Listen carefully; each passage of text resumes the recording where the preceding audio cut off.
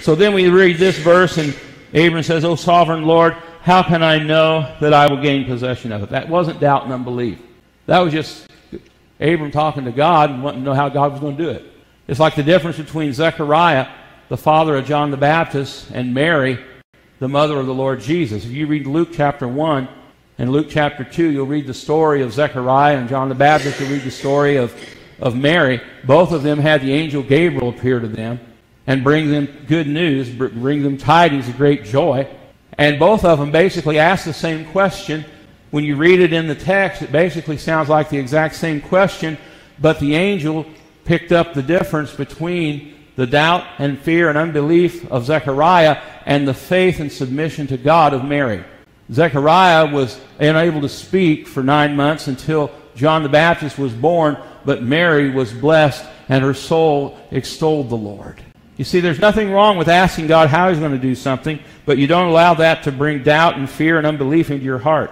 Abram said, "O sovereign Lord, how can I know that I'll gain possession of it?" So the Lord said to him, "Bring me a heifer, a goat, and a ram, each 3 years old, along with a dove and a young pigeon." Abram brought all these to him, cut them in two, and arranged the halves opposite each other. The birds, however, he did not cut in half. And we read about that in our first week on covenant, when we described the covenant ritual and how the word covenant meant to walk between the pieces of the slain animals, and the blood would get on you and on one another in the covenant relationship. An exchange of life is what it represented.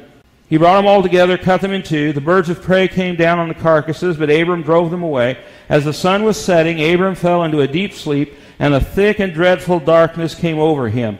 Then the Lord said to him, "Know for certain that your descendants will be strangers in a country not their own."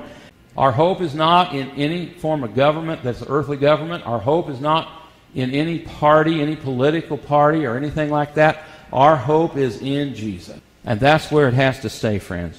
He says, "Know for certain that your descendants will be strangers in a country not their own. They will be enslaved and mistreated 400 years. But I will punish the nation they serve as slaves, and afterward they will come out with great possessions. You, however, will go to your fathers in peace and be buried at a good old age.